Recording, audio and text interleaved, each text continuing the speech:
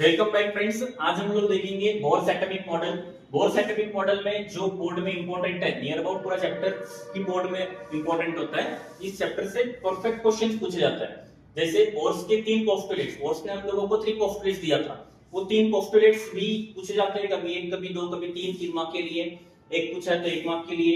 और उसी पोस्टुलेट्स में तुम लोगों को ये इक्वेशन लिखना इंपॉर्टेंट होता है।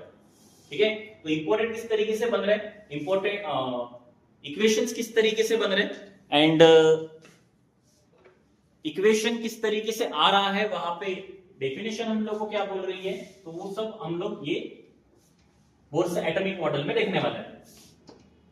क्या बोला है हम लोगों को, बोर्स एटॉमिक मॉडल। अभी जो हम लोग देख रहे हैं ये बोर्स एटॉमिक मॉडल, ये पूरा का पूरा टॉपिक रहेगा बोर्स के एटॉमिक मॉडल के ऊपर, जहां पे हम लोगों को उसने इलेक्ट्रॉन जब एक ऑर्बिट से दूसरे ऑर्बिट में रिवॉल्व करता है, जंप करता है, ट्रांजिट करता है, तो उसके बारे में हम लोगों को बोर्स ने बताया था। तो बोर्स का फर्स्ट पोस्टुलेट क्या बोलता है, बोर्स का फर्स्ट पोस्टुलेट है, in a hydrogen atom the electron revolves around the nucleus in a fixed circular orbit with constant speed. जब इलेक्ट्रॉन रिवॉल्व करता है किसी फिक्स्ड सर्कुलर ऑर्बिट में, जब इलेक्ट्रॉन किसी फिक्स सर्कुलर ऑर्बिट में रिवॉल्व करेगा कांस्टेंट स्पीड के साथ, तो इस इलेक्ट्रॉन को, सपोज ये इलेक्ट्रॉन है ये जो कि एंटी क्लॉकवाइज डायरेक्शन में यहां से रोटेट कर रहा है, ठीक है, तो ये इलेक्ट्रॉन जब किसी सर्कुलर ऑर्बिट में, फिक्स सर्कुलर ऑर्बिट में कांस्टेंट स्पीड के साथ रिवॉल्व करेगा, तो इसको रिवॉल्व करने के लिए यहां पे 2 फोर्सेस की जरूरत पड़ती है, जो कि एक दूसरे से इक्वेट होता है, इक्वल होता है। तो यहां पे जब भी कोई ऑब्जेक्ट या फिर कोई पार्टिकल सर्कुलर मोशन परफॉर्म कर रहा होता है, तो हम लोग उसको बोलते हैं कि वो सर्कुलर मोशन परफॉर्म कर रहा है। तो उसको सर्कुलर मोशन परफॉर्म करने के लिए हम लोग को क्या जरूरत है, कई की जरूरत है, तो ये सेंट्रीपिटल फोर्स की जरूरत होती है। तो ये हम लोगों का सेंट्रीपिटल फोर्स mv²/r, एंड इसको इस ऑर्बिट पे रहने के लिए, स्टिल रहने के लिए, फिक्स्ड रहने के लिए इलेक्ट्रोस्टैटिक फोर्स की भी जरूरत पड़ेगी, जैसे हम लोग ग्रेविटेशनल फोर्स के साथ करते हैं। तो इलेक्ट्रोस्टैटिक फोर्स 1/4πε0 e²/r², तो ये हो जाएगा हम लोगों का बोर्स का फर्स्ट पोस्टुलेट। ठीक है, सेकंड पोस्टुलेट क्या बोल रहा है हम लोगों को, तो सेकंड पोस्टुलेट में हम लोगों को बोल रहा है, सेकंड पोस्टुलेट हम लोगों को बोल रहा है, the radius of orbit of an electron can only take certain fixed values such that the angular momentum of the electron in these orbits is an integral multiple of h/2π। मतलब कि जब ये पार्टिकल इस circular orbit में revolve करेगा, तो ये angular momentum perform करेगा। क्या परफॉर्म करेगा, एंगुलर मोमेंटम। दिख रहा है हम लोगों को कि पार्टिकल या फिर इलेक्ट्रॉन जो है ये सर्कुलर ऑर्बिट में रोटेट कर रहा है, रिवॉल्व कर रहा है, तो ये एंगुलर मोमेंटम परफॉर्म कर रहा है।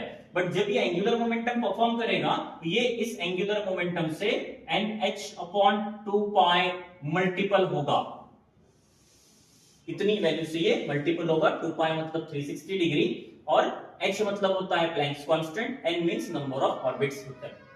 ठीक है, अब फर्स्ट ऑर्बिट में रहेगा, सेकंड ऑर्बिट में रहेगा, वो n के ऊपर, n की वैल्यू उसके ऊपर डिपेंड करेगी।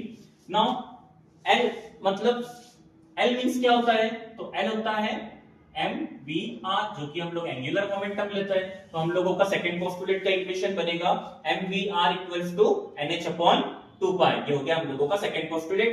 थर्ड पोस्टुलेट हम लोगों को, इंटरेस्टिंग पोस्टुलेट हम लोगों को ये नील बोर ने हम लोगों को दिया था। तो an electron can make a transition from one of its orbit to another orbit having lower energy.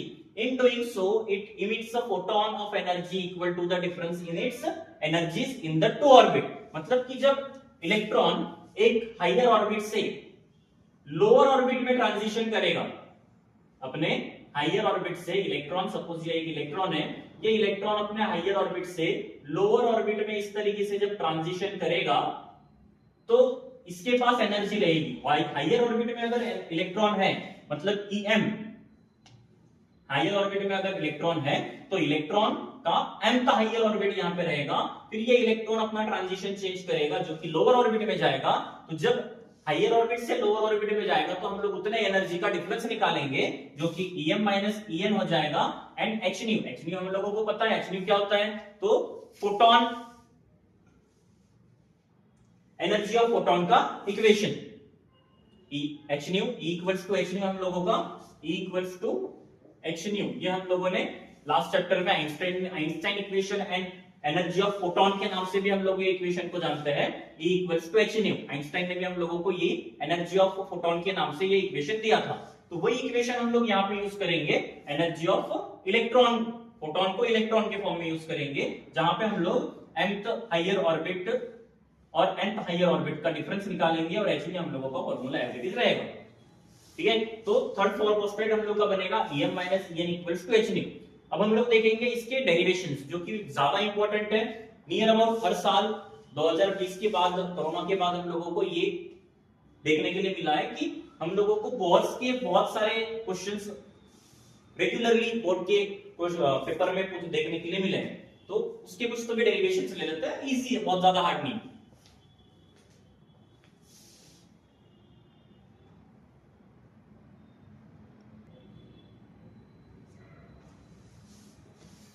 Next question है हम लोगों का derive an expression for the radius of nth Bohr orbit of an electron in the hydrogen atom. March 2022 में question पूछा हुआ है, latest में question पूछा हुआ है। तो क्या बोला है, derive an expression for the radius of nth Bohr orbit of an electron in an hydrogen atom. और इसी में एक क्वेश्चन हम लोगों को पूछा जाता है कि radius of nth Bohr orbit and show that the radius is directly proportional to, sorry, radius is inversely proportional to the radius is directly proportional to square of principal quantum number। तो radius ये भी हम लोगों को show करना है, radius is inversely directly proportional to square of principal quantum number, ये भी हम लोगों को शो करना है। ठीक है, मतलब r is directly proportional to n square, n मतलब होता है प्रिंसिपल क्वांटम नंबर, तो ये हम लोगों को शो करना है। इसी में दो टाइप से ये क्वेश्चन तुम लोगों को पूछा जा सकता है। ठीक है, तो स्टार्ट करेंगे हम लोग बोर्ड्स के पोस्टुलेट से। मैंने पहले बोला था कि बोर्ड्स के तीनों पोस्टुलेट बहुत ज्यादा इंपॉर्टेंट है, पूरे डेरिवेशन उसी के ऊपर डिपेंड है।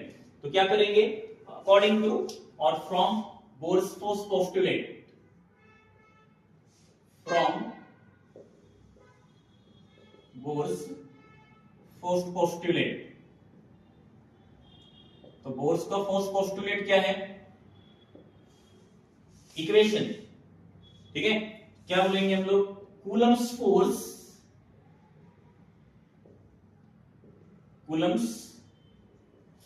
इक्वल्स टू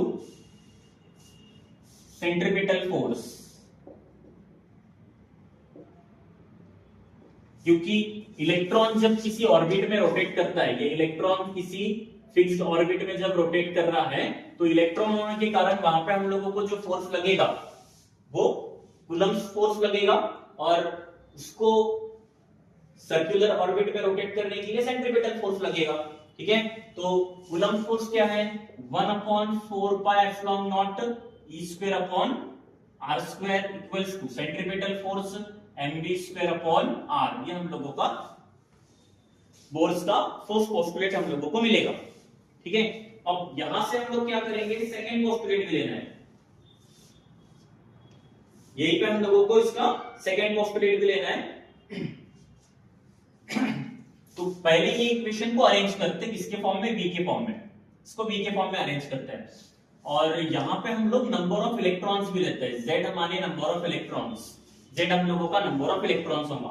तो v के फॉर्म में इक्वेशन को लिखते हैं, जहां पे v² इक्वल्स टू r चले जाएगा इधर, तो ये हो जाएगा z/4πε0 E²r/r², और ये m आएगा नीचे, मतलब ये m चले जाएगा इधर। ठीक है, यहां से r² से r कैंसिल कर दो, बचेगा v² इक्वल्स टू 1/4πε0 ze²/rm। इसको देना इक्वेशन 1, इसको हम लोग इक्वेशन 1 देंगे। ठीक है, नाउ सेकंड पोस्टुलेट यूज करते हैं, from Bohr's second postulate, from Bohr's second postulate. तो बोर्स का सेकंड पोस्टुलेट क्या बोलता है, angular momentum that is mvr equals to nh/2π। ये हम लोगों का सेकंड पोस्टुलेट होगा। ये इक्वेशन v² के फॉर्म में है, तो ये इक्वेशन भी स्क्वायर के फॉर्म में रहेगा। स्क्वायरिंग बोथ साइड करेंगे तो ये हो जाएगा m square b square r square equals to n square h square upon 4 pi square. क्या बोलेंगे यहां पे? स्क्वायरिंग बोथ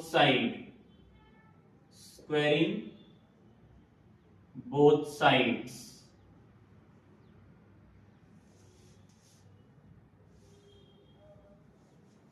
ठीक है, तो क्या हो जाएगा? ये इक्वेशन को v स्क्वायर के फॉर्म में लिखेंगे, v स्क्वायर इक्वल्स टू, क्योंकि ये v स्क्वायर के फॉर्म में है तो ये भी v स्क्वायर के फॉर्म में होगा, v square equals to n square h square upon 4 pi square m square r square divide में जाएगा, m square r square divide में आएगा। इसको देते हैं इक्वेशन 2। ठीक है, क्या करना? दोनों इक्वेशन को कंपेयर करते हैं। क्या करेंगे? दोनों इक्वेशन को कंपेयर करेंगे। तो इक्वेशन हम लोगों का बनेगा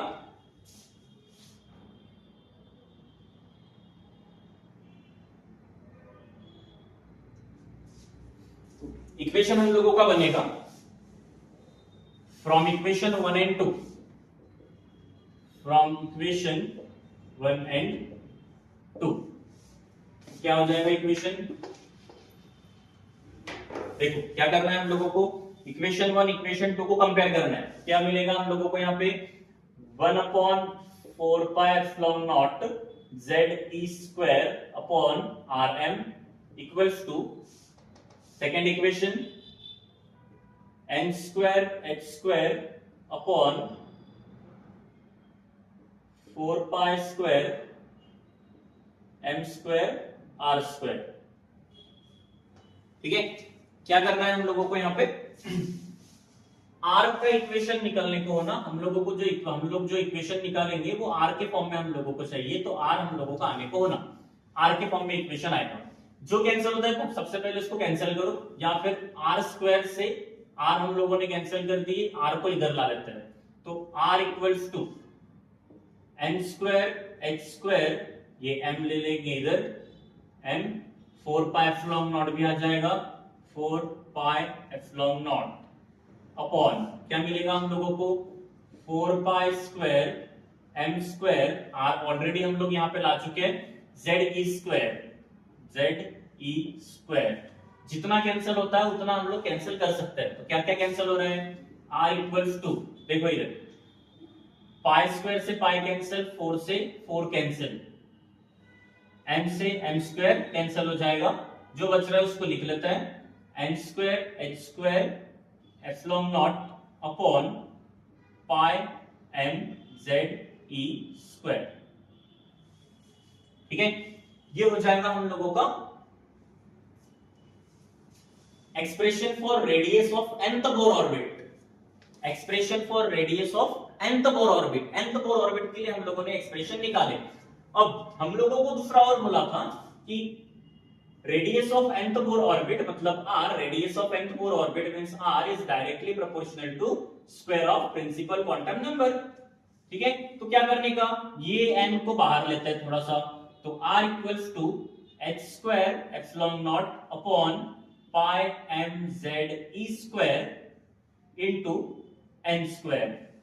ये पूरी टर्म्स जो है ये कांस्टेंट है, h प्लैंक्स कांस्टेंट है, epsilon naught permittivity of free space, pi constant है, m मतलब मास ऑफ इलेक्ट्रॉन, z मतलब number of electron and e मतलब की चार्ज। ये पूरी टर्म हम लोगों के पास कांस्टेंट है, हर वो चीज हम लोगों को कांस्टेंट मिल जाएगी। तो हम लोग इसको लिखेंगे r is directly proportional to n square, जिसका मतलब होता है radius of nth orbit is directly proportional to square of principal quantum number. ठीक है, अच्छे से करके रखना, क्वेश्चन इंपॉर्टेंट है और बोर्ड में बहुत बार पूछा है, इसको अच्छे से करके रखेंगे। नेक्स्ट क्वेश्चन लेते हैं।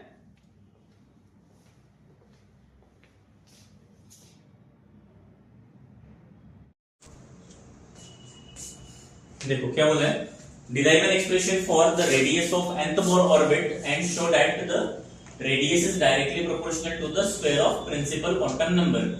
अब radius of nth Bohr orbit बोला है, मतलब कि r is directly proportional to principal quantum number, square of principal quantum number. Quantum number को हम लोग डिनोट करते हैं n से और इसका स्क्वायर।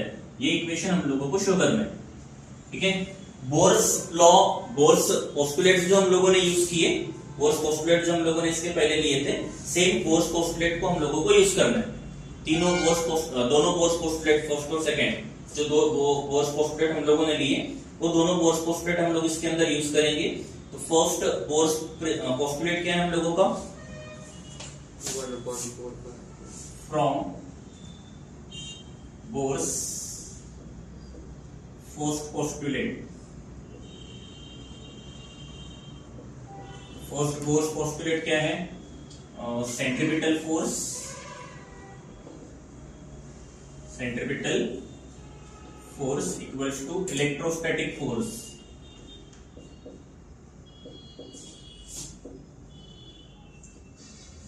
सेंट्रीपिटल फोर्स क्या होता है? mv square upon r। Electrostatic force क्या है? 1 upon 4 pi epsilon naught e square upon r square. यहां पे हम लोग z भी लेंगे, नंबर ऑफ इलेक्ट्रॉन्स। z मतलब नंबर ऑफ इलेक्ट्रॉन्स होगा, ठीक है। अब यहां पे पहले इसको अरेंज करते हैं और v के फॉर्म में इक्वेशन को लिखेंगे। इसके फॉर्म में लिखना है इक्वेशन को v के फॉर्म में। तो अरेंज करके v के फॉर्म में लिखते हैं, तो v स्क्वायर इक्वल्स टू क्या हो जाएगा? z upon 4 pi epsilon naught e square upon r square. ये r चले जाएगा मल्टीप्लिकेशन में, तो इनटू r अपॉन m आ जाएगा डिवाइड में। r स्क्वायर से r कैंसिल हो जाएगा, तो v square equals to 1 upon 4 pi epsilon naught z e square upon m r। इसको देना इक्वेशन 1। इक्वेशन v स्क्वायर के फॉर्म में चाहिए, v स्क्वायर के फॉर्म में ही इक्वेशन रहेगा, ठीक है। तो ये हो जाएगा इक्वेशन 1।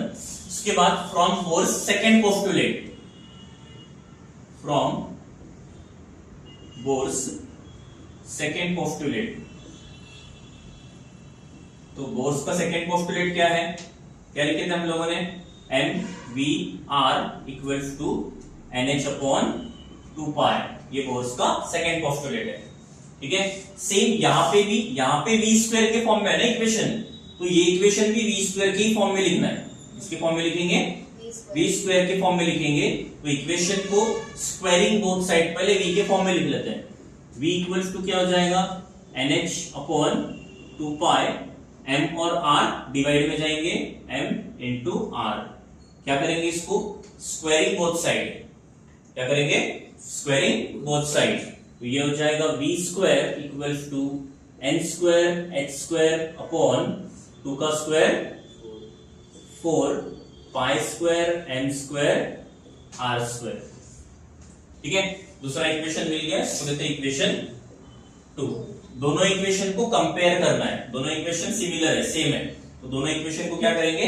कंपेयर करेंगे। Comparing equation 1 and 2।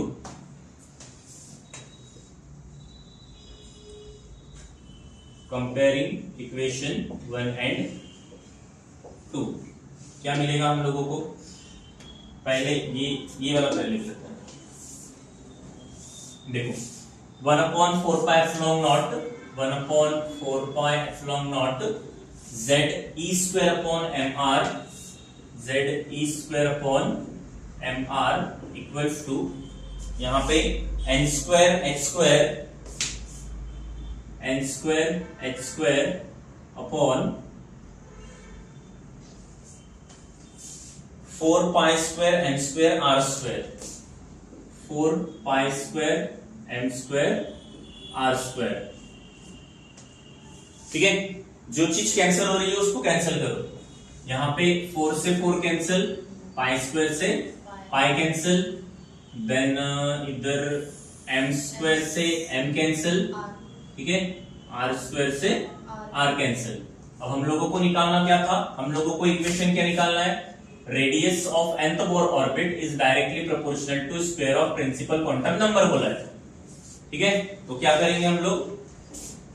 क्या करेंगे? ये r डिवाइड में है, इक्वल्स टू के इधर ला लो, ये हो जाएगा मल्टीप्लीकेशन में। तो r equals to n square h square upon pi m बचा है, पाई m m बचा है, यहाँ पे जो चीजें बची है उसको इक्वल्स टू के उधर लेके जाता है। ये डिवाइड में है, इक्वल्स टू के उधर गया तो मल्टीप्लीकेशन में, ये दोनों मल्टीप्लीकेशन में इक्वल्स टू के इधर जाएगा तो डिवाइड में आ जाएगा ZE²। ठीक है, क्या करना है, R equals to constant values पहले लिख लेते हैं। एप्सिलॉन नॉट h² कॉन्स्टेंट है, पाई m ZE² कॉन्स्टेंट है। एप्सिलॉन नॉट कांस्टेंट है, हम लोगों को epsilon naught permittivity of free space पता है ऑलरेडी। h मतलब प्लैंक्स कांस्टेंट होता है, कांस्टेंट है। देन पाई ऑलरेडी कांस्टेंट है, मास ऑफ इलेक्ट्रॉन कांस्टेंट है, z कांस्टेंट है, और e मतलब चार्ज वो भी कांस्टेंट है।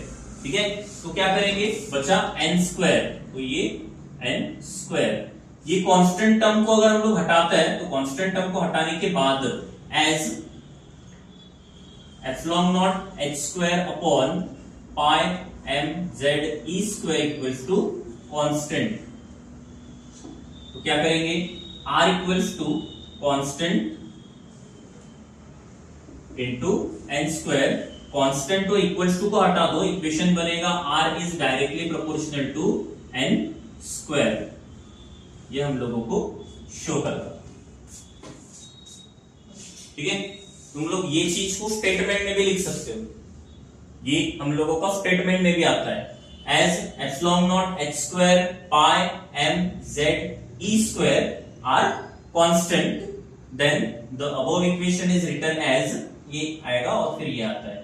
इसको ऐसा भी लिख सकते हैं और सेंटेंस में भी लिख सकते हैं। ठीक है, थोड़ा स्पीड में लिखो।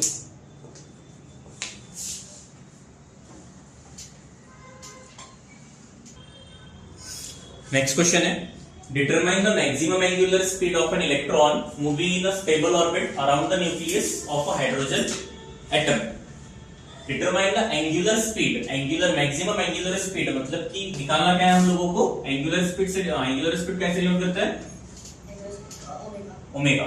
ठीक है, तो ओमेगा हम लोगों को निकालना है, moving in a stable orbit around the nucleus of hydrogen atom. ठीक है, अब इक्वेशन तो हम लोगों के पास मिल जाएगा, बट ओमेगा के फॉर्म में इक्वेशन निकालना पड़ेगा। इसकी फॉर्म में निकालना है इक्वेशन, ओमेगा के फॉर्म में। तो इसके लिए हम लोगों के पास एक इक्वेशन है, कौन सा इक्वेशन है, v equals to R omega. ठीक है, स्टार्टिंग में फर्स्ट चैप्टर में बता दिया था, इंपॉर्टेंट है करके इक्वेशन। तो सेम वही बोर्स के फर्स्ट और सेकंड लॉ हम लोग यूज करेंगे, यूजिंग और according to Bohr's first postulate,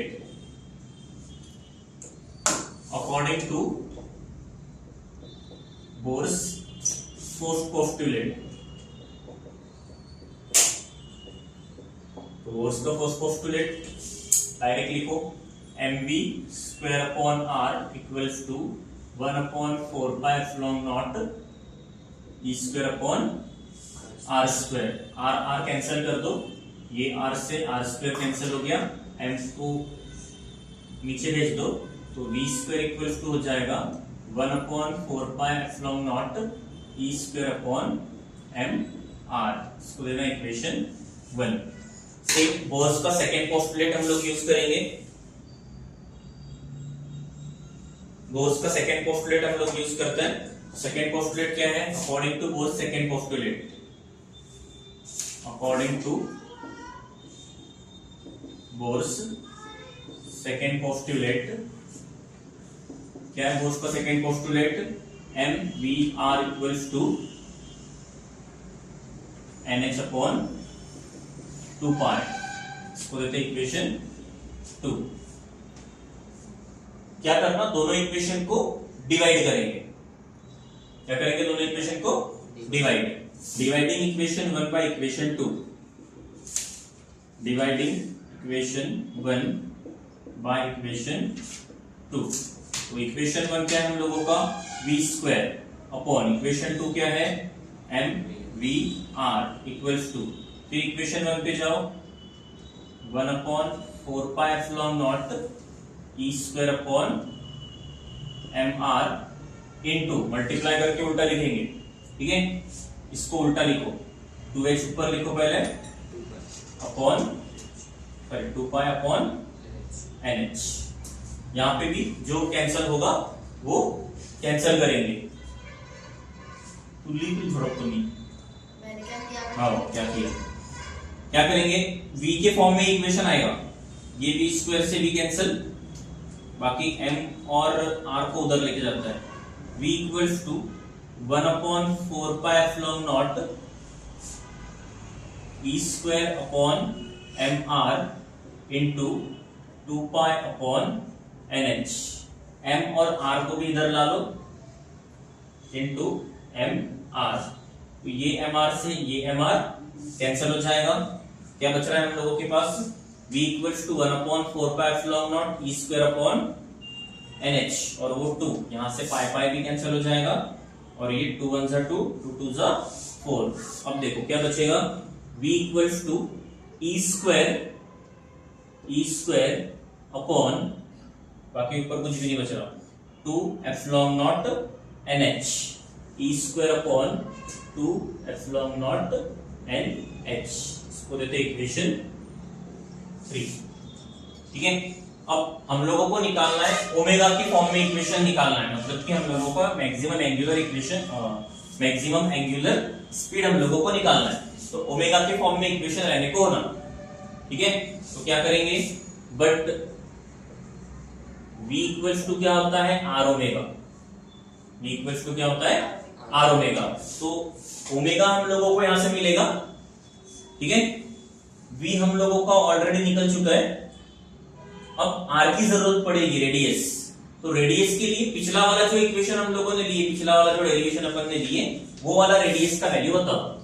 r equals to n square h square epsilon naught upon pi m z e square. ठीक है, इसको देते इक्वेशन 4, दोनों को। फ्रॉम इक्वेशन 3 एंड 4 क्या हो जाएगा? फ्रॉम इक्वेशन 3 एंड 4 क्या मिलेगा हम लोगों को? v equals to r omega है ना, तो ये हो जाएगा v equals to r omega. Omega equals to क्या हो जाएगा?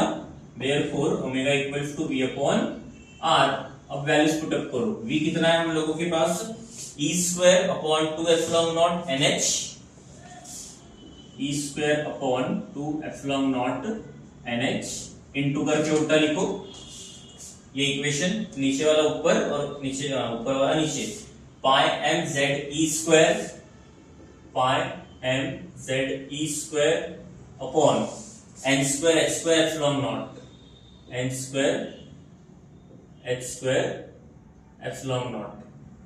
ठीक है, जिसको मल्टीप्लाई हो रहा है मल्टीप्लाई करो, या फिर बट रहा है तो कैंसिल करो। तो ओमेगा इक्वल्स टू क्या मिलेगा? e square into e square e to the power 4 pi m z, कहीं पे है क्या? और पाई m z नहीं दिख रहा है, एज इट इज लिखो, pi m z upon 2 epsilon naught into epsilon naught, epsilon naught का square, 2 epsilon naught square, n into n square n cube, h into h square h cube. और कुछ बचा है? नहीं बचा है। ठीक है, तो ये इक्वेशन हो जाएगा हम लोगों का एंगुलर, मैक्सिमम एंगुलर स्पीड। ठीक है, तो इतने मैक्सिमम एंगुलर स्पीड से हम लोगों का हाइड्रोजन एटम जो है ये इसी ऑर्बिट में, स्टेबल ऑर्बिट में मूव करेगा। ये एंगुलर स्पीड रहेगा।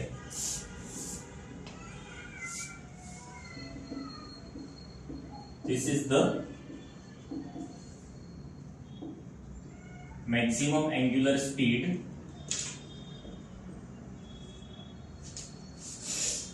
of an electron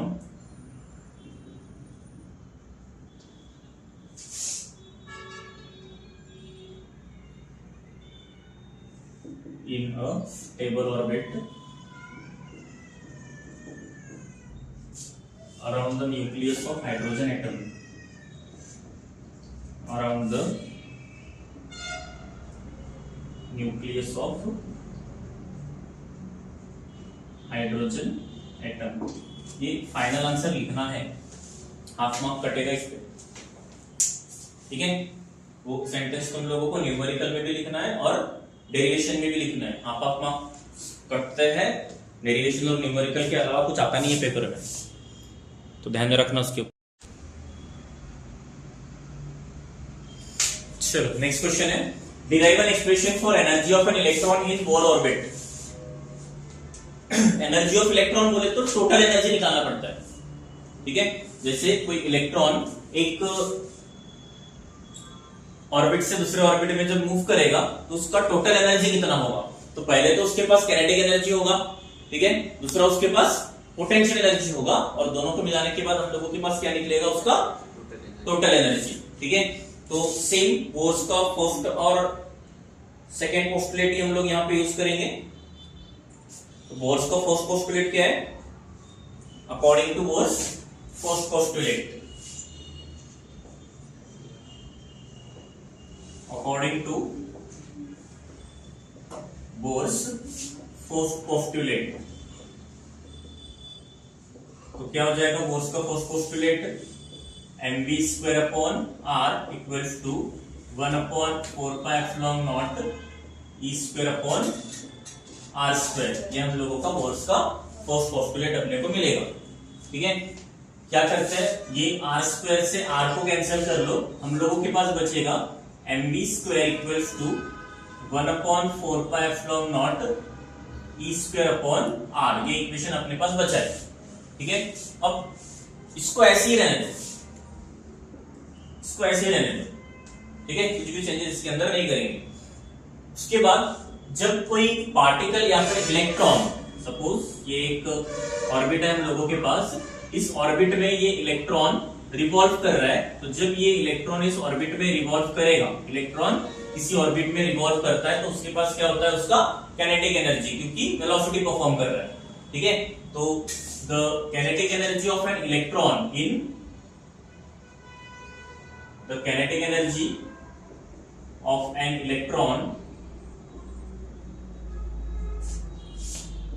in an orbit, तो kinetic energy कितना हो जाएगा, हाफ mv स्क्वायर होता है, ठीक है। यहाँ पे हाफ mv स्क्वायर मतलब अपना इक्वेशन क्या निकला है,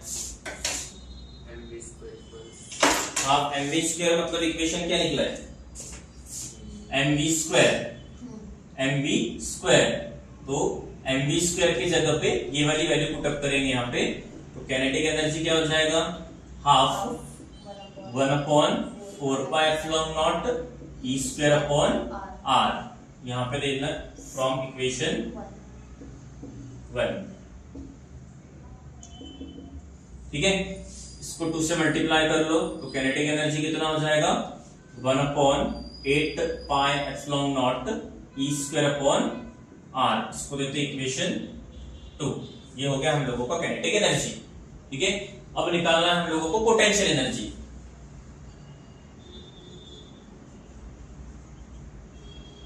potential energy of an electron.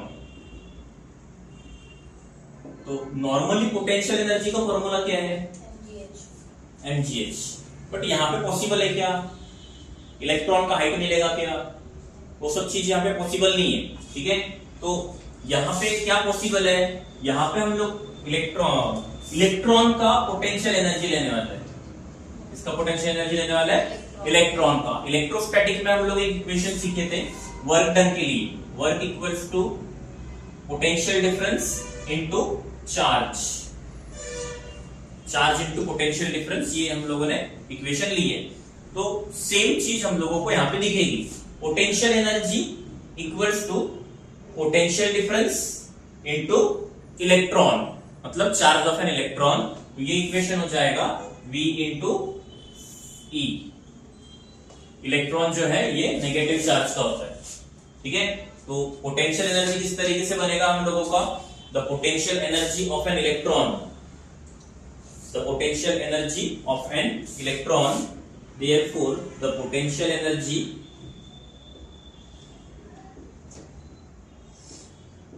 of an electron is given by, क्या हो जाएगा पोटेंशियल एनर्जी का formula, potential energy equals to V into minus E। अब V मतलब क्या होता है, तो पोटेंशियल डिफरेंस। V मतलब क्या होता है, पोटेंशियल डिफरेंस। तो पोटेंशियल डिफरेंस का फॉर्मूला क्या लिखा है हम लोगों ने, V equals to 1/4πε0 E upon R। Q upon R होता है नॉर्मली, क्या होता है, Q अपॉन R होता है। हम लोगों ने Q को E से रिप्लेस किया है, ठीक है। तो अपना इक्वेशन E अपॉन R बनेगा। तो V के जगह पे उसका वैल्यू पुट अप करो, तो पोटेंशियल एनर्जी क्या मिलेगा, 1/4πε0 E upon R into minus ZE। Z number of electrons लेना है, क्या लेना है, नंबर ऑफ इलेक्ट्रॉन्स।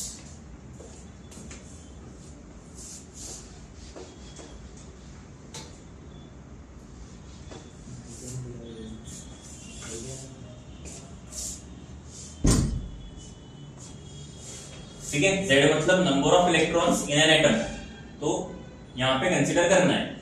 इक्वेशन क्या बनेगा हम लोगों का, पोटेंशियल एनर्जी का इक्वेशन क्या बनने को ना, potential energy equals to 1/4πε0 E into E square upon R, और ये Z को यहां पे लिख लो, ठीक है। मल्टीप्लीकेशन है, इधर उधर कर सकता है। अब पोटेंशियल एनर्जी मिल गया, काइनेटिक एनर्जी मिल गया, टोटल एनर्जी हम लोग निकाल सकते हैं, हाँ ऐड करके पोटेंशियल एनर्जी हम लोग निकाल सकते हैं।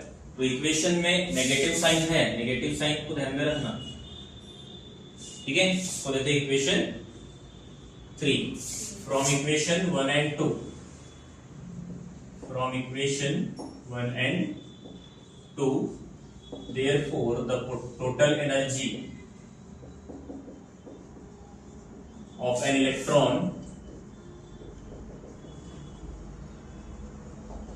is, तो टोटल एनर्जी क्या होता है, kinetic energy plus potential energy. Kinetic energy कितना है हम लोगों के पास, 1/8πε0 E square upon R plus potential energy negative में है Z अपॉन 4πε0 या 1/4πε0 Z E square upon R, Z E square upon R।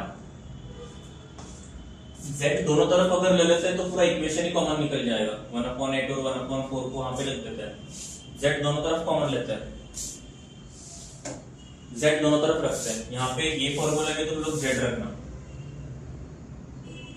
Common निकालने में 1/8 और 1/4 को कॉमन निकालने में इजी होगा।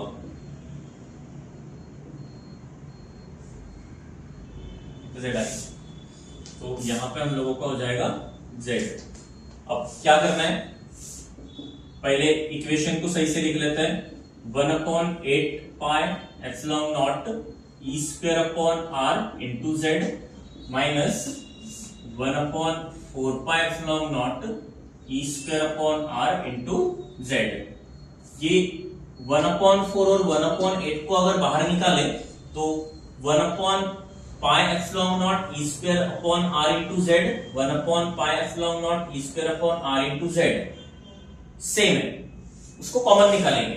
तो टोटल एनर्जी हम लोगों के पास होगा 1/8 minus 1/4 into E square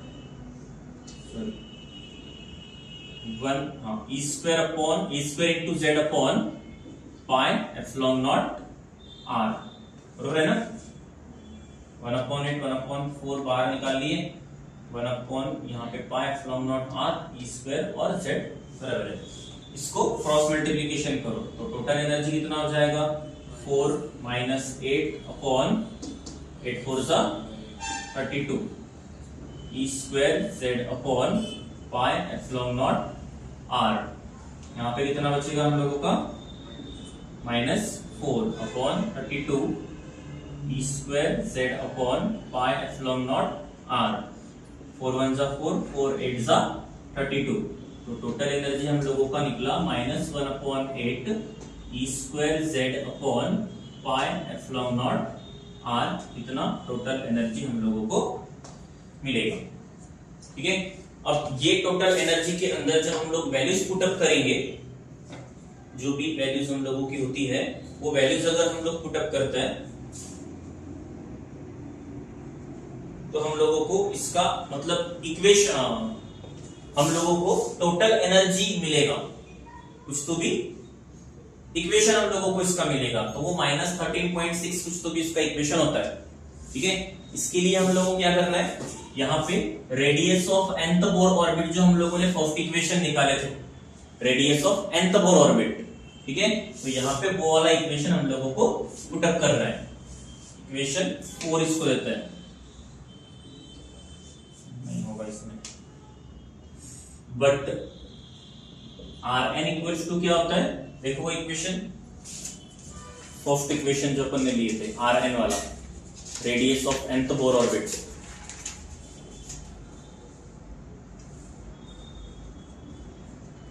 n square h square epsilon naught n square h square epsilon naught upon pi mz e square। ठीक है, इसको देते हैं इक्वेशन 5। क्या करना, इक्वेशन 4 में इक्वेशन 5 की वैल्यू पुटअप करना है। ठीक है, तो ये यहाँ पे होगा नहीं, तुम लोग ये साइड का लिखो पहले, फिर मैं वहां से इधर लेता हूँ, ठीक हो शकतो मला तसं, ये स्पीड में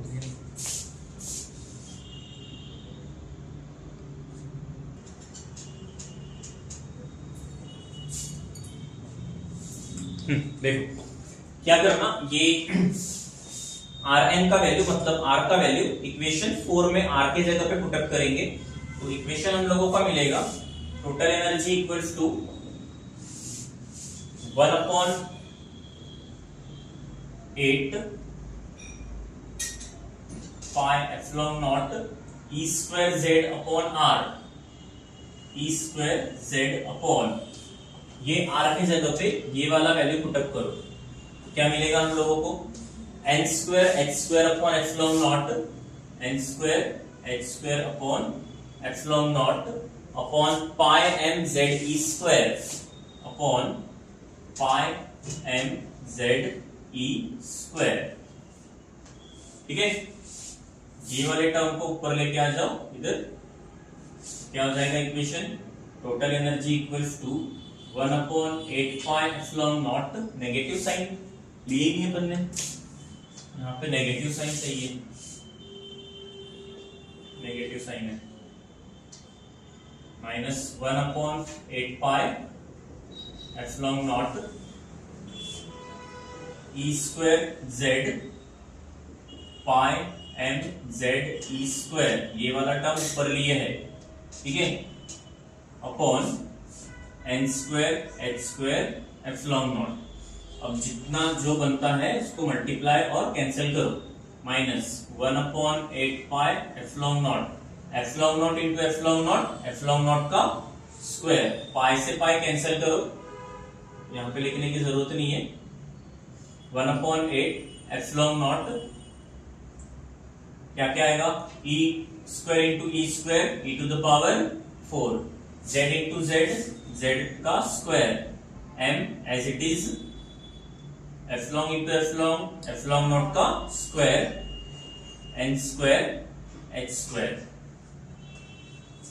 ठीक है, अब यहाँ पे नियर अबाउट हर वो चीज कांस्टेंट है, जितने भी टर्म्स हम लोगों को यहाँ पे मिलने वाला है हर वो टर्म्स यहाँ पे कांस्टेंट है। ठीक है, इन कांस्टेंट को अगर हम लोग निकालते हैं या फिर इन कांस्टेंट की अगर हम लोग वैल्यूज पुटअप करते हैं as e to the power 4 mass of electron मतलब me epsilon naught square h square is constant, and अगर ये कांस्टेंट टर्म का वैल्यूज अगर हम लोग पुटअप करते हैं और वैल्यूज पुटअप करने के बाद हम लोग अगर इसको कैलकुलेट करते हैं तो हम लोगों के पास जो टोटल एनर्जी आएगा, total energy equals to -13.6 z square upon n square electron volt, इतना टोटल एनर्जी हम लोगों को किसी इलेक्ट्रॉन का मिलेगा जब वो किसी ऑर्बिट में रिवॉल्व कर रहा है। ठीक है, तो ये वैल्यू कब मिलेगी अपने को -13.6।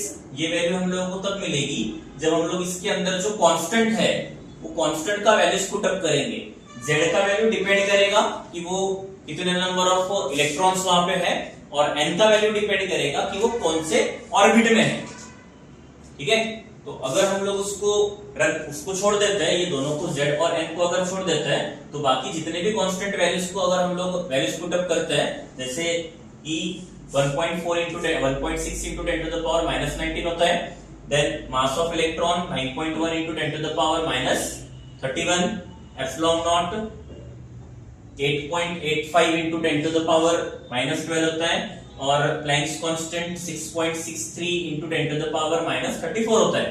इसका वैल्यूज अगर हम लोग पुट अप करेंगे तो हम लोगों को -13.6 इतना आंसर मिलने को होना, और ये वैल्यू रहेगा तुम लोगों का टोटल एनर्जी इलेक्ट्रॉन वोल्ट में, जो कि हम लोग नॉर्मली इलेक्ट्रॉन वोल्ट में टोटल एनर्जी को निकालते हैं। ठीक है, दूसरा यहाँ पे नेगेटिव साइन हम लोगों को शो कर रहा है। तो नेगेटिव साइन क्या शो कर रहा है हम लोगों को, इलेक्ट्रॉन जो है ये कुछ तो भी फोर्स से बाउंड हो रहा है, मतलब कि अट्रैक्ट हो रहा है। इलेक्ट्रॉन क्या कर रहा है, ये नेगेटिव साइन क्या शो कर रहा है हम लोगों को, नेगेटिव साइन हम लोगों को ये शो करेगा कि इलेक्ट्रॉन जो है ये अट्रैक्ट हो रहा है।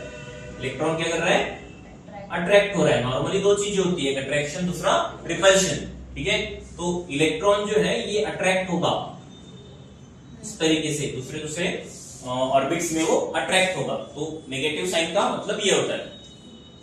ठीक है, तो ये तीनों इक्वेशन जो भी हम लोगों ने लिए, तीनों अच्छे से करके रखो। अभी तक के लेटेस्ट में यही बोर्ड में पूछे हैं 15 चैप्टर से, तो इसको अच्छे से करके रखना।